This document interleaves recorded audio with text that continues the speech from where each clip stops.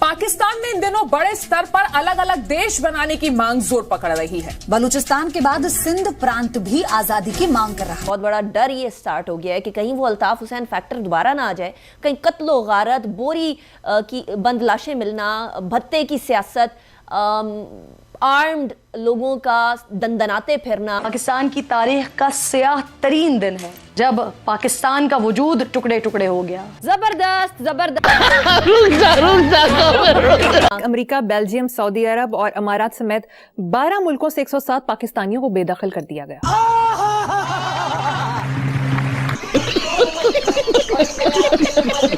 बात सुनो, पाकिस्तानी अगर पाकिस्तान से बेदखल हो रहे हैं, समझ रहे हो ना।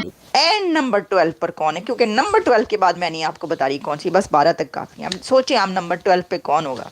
सर वो जो नंबर 6 पर थे, छठे नंबर पर नंबर 1 जो थे वो 12 नंबर पर आ चुके हैं। 12वें नंबर पर पाकिस्तान की मिलिट्री आ चुकी है। अभी दरमियान सर चकरा रहा है।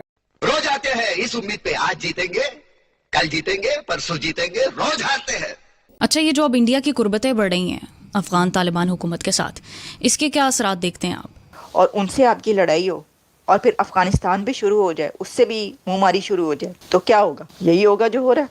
पाकिस्तान के कब्जे वाले कश्मीर में आज़ादी की मांग तो पिछले कई वर्षों से उठती आई है, आप सब इसके बारे में जानते हैं।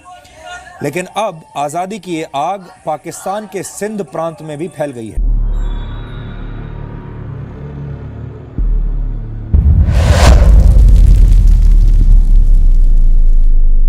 हेलो फ्रेंड्स, जय हिंद। क्रिकसेल हिंदुस्तान में आपका स्वागत है दोस्तों। पाकिस्तान के सिंध प्रांत में पाकिस्तान के खिलाफ लगातार विरोध प्रदर्शन हो रहा है।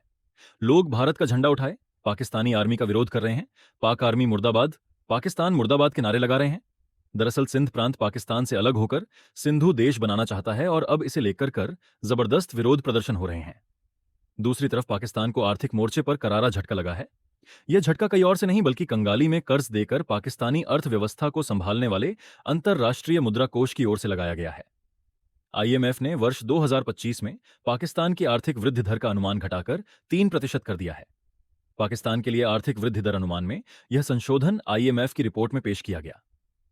IMF के इस कदम के बाद पाकिस्तान को न केवल घरेलू स्तर पर बल्कि वैश्विक स्तर पर आर्थिक चुनौतियों का सामना करना पड़ सकता है। यह पाकिस्तान की अर्थव्यवस्था के लिए चिंताजनक है। तो चलिए पाक मीडिया का रिएक्शन देखते हैं। 4th नंबर पर कौन है? आप गेस करें 4th नंबर पर कौन होगा? 4th नंबर पर है इंडिया। भारत की मिलिट्री 4थे नंबर पर है दुनिया में। टॉप मिलिट्री रैंकिंग 2025 में इंडिया आता है 4th नंबर पर, 4थे नंबर पर, यानी कि अमेरिका, रशिया और चाइना के बाद। जिसकी सबसे नंबर 1 मिलिट्री है वो है इंडिया की। तो India, you are number 4 military in the world.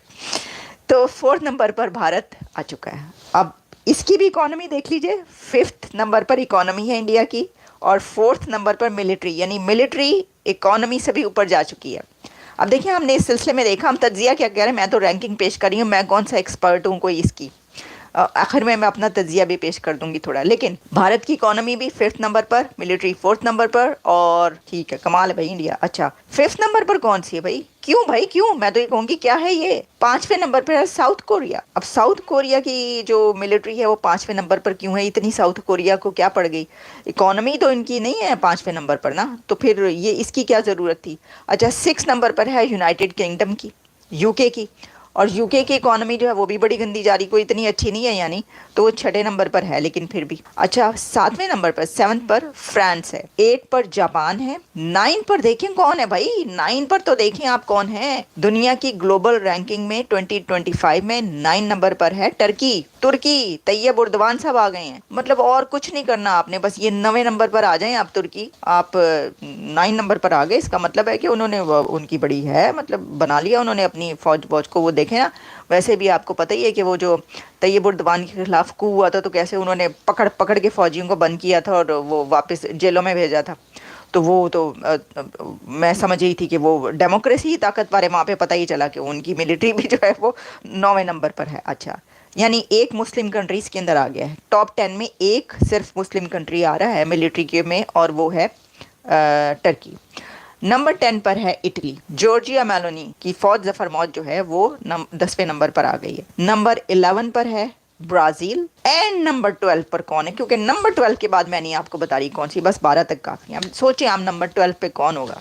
Sir वो जो नंबर 6 पर थे, छठे नंबर पर नंबर 1 जो थे वो 12 नंबर पर आ चुके हैं। 12वें नंबर पर पाकिस्तान की मिलिट्री आ चुकी है। 12 नंबर पे 2025 ग्लोबल रैंकिंग। भाई ये जिसने भी ग्लोबल रैंकिंग की है मैं वहां से देखकर बता रही हूँ, मेरी अपनी कोई ग्लोबल रैंकिंग ये नहीं है। और ये किसकी साजिश है? ये रा की साजिश है, किसी साजिश है? पाकिस्तान की मिलिट्री 12वें नंबर पर आ रही है 2025 ग्लोबल रैंकिंग, मिलिट्री रैंकिंग में। और ये छठे नंबर पर हुआ था। यानी मुझे तो ये याद है, कहा करते थे कि जी पाकिस्तान की ताकतवर तरीन मिलिट्री और छठे नंबर पर है दुनिया में। अक्सर मैंने जब ये पढ़ा, या शायद वो हम पढ़ते थे कि वो एजेंसीज, स्पाई एजेंसी या उसकी कोई बात होती थी। एनीवेज इसकी रैंकिंग में कही जा रही है कि कोई, मेरा ख्याल है कि 9वें नंबर पर तो थी कम से कम, अगर छठे पर नहीं थी तो वो नंबर 1 वाले 12वें पे आ गए हैं। ये मैंने आपको बता रही हूँ। अब अगर ये कहा जाएगा कि ये रा की साजिश है, तो उन्होंने तो कोई साजिश करते हुए नजर नहीं आ रहे, लेकिन ये साजिश है टीटीपी की, ये साजिश है अफगानिस्तान की, या ये वो तो कहेंगे ये साजिश है कैदी नंबर 804 की।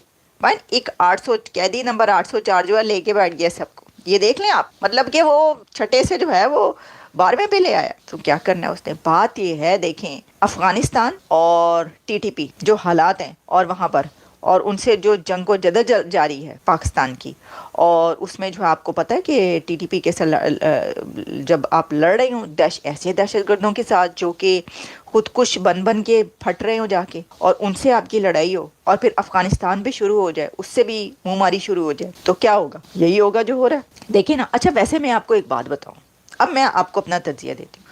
देखिए नंबर 12 पे है, वैसे भी कोई कम नहीं है, यानी दूसरा मुस्लिम कंट्री जो है 12वें नंबर पे वो ये है। लेकिन क्यों है? नंबर 1 और टॉप पर उन मिलिट्रीज को होना चाहिए जिनकी इकोनॉमी टॉप पर है। एक IMF के कंट्री को तो नहीं होना चाहिए, नहीं मेरी अपनी राय है। देखिए IMF में जो कंट्री है वो तो वैसे ही बेचारा घुटनों के ऊपर है, मुंह के बल है जो IMF के पास है, जो कर्जे मांग रहा है, जो कह रहे हैं, खुद उसके प्राइम मिनिस्टर कह रहे हैं कि जी कशकोल लेकर पूरी दुनिया में फिर रहे हैं। तो कशकोल वाले को तो नहीं होना चाहिए टॉप 10 में और टॉप 20 में भी, क्योंकि बनता नहीं है। आप पहले अपनी इकोनॉमी ठीक करें, आप अपनी जो है वो कमर सीधी करें, आप ज़रा कुछ बन के दिखाएं, फिर आप बेशक मिलिट्री को भी जितना मर्जी